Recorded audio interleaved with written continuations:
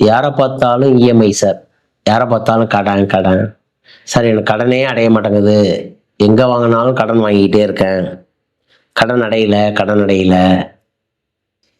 கும்பகோணம் அருகில் 3 கிலோமீட்டர் தொலைவில் செண்பகராணியம்னு பேரு. அதாவது இந்த கோயில் பேரு நாதன் கோவில்னு பேரு.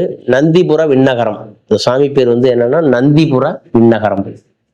இந்த கோயில்ல போய் நீங்க சாமி தரிசனம் பண்ணிட்டு வந்தீங்கன்னா தீராத கடன் பிரச்சனை தீரும். 9 வெள்ளிக்கிழமை இந்த கோயில்ல போய் சாமி கும்பிடுறவங்களுக்கு, இல்லாட்டி 9 வாரம், இல்லாட்டி 9 மாதம், 9 மாதத்துல ஏதோ ஒரு வெள்ளிக்கிழமை இந்த கோயில்ல போய் சாமி கும்பிடுறவங்களுக்கு 3 வெள்ளிக்கிழமை நீங்க 3 மாசம் போனாவே உங்களுக்கு கடன் அடைஞ்சிடும். ஓரளவுக்கு பிரச்சனைகள்லாம் சால்வ் பண்ணுவீங்க. அந்த மாதிரி உள்ள கோயில் இந்த கோயில் நந்திபுர விண்ணகரம். இந்த கோயில் நந்தி தேவருக்கே ஸ்ரீ வைகுண்டத்துல காட்சி கொடுத்து துவாரபாலகருக்கு அனுமதி எடுக்கணும். நந்தி தேவனே மோட்சம் பெற்ற இடம் இந்த இடம்.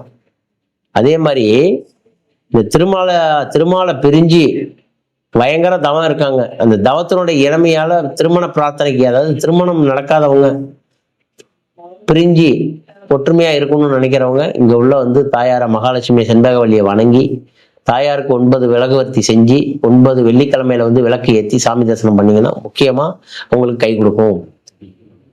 ரெண்டாவது, சிபி சக்கரவர்த்திக்கு பெருமாள் காட்சி கொடுத்தாரு. சிபி சக்கரவர்த்தின்னு ஒருத்தர் வாழ்ந்தாரு அந்த ஊர்ல. அந்த சிபி சக்கரவர்த்திக்கு பெருமாளுக்கு தனியாக அடைக்கலமான அந்த புறாவுக்கு எடைக்கு எடை சமமான தராசு மேல உட்கார வச்சு காட்சி கொடுத்தாருங்கிறேன். ஸோ இந்த கோயில் வந்து மிகவும் சிற்பத்தி பெற்ற கோயில். 108 வைணவ ஸ்தலத்துல முக்கியமான கோயில். கடன் பிரச்சனை உள்ளவங்க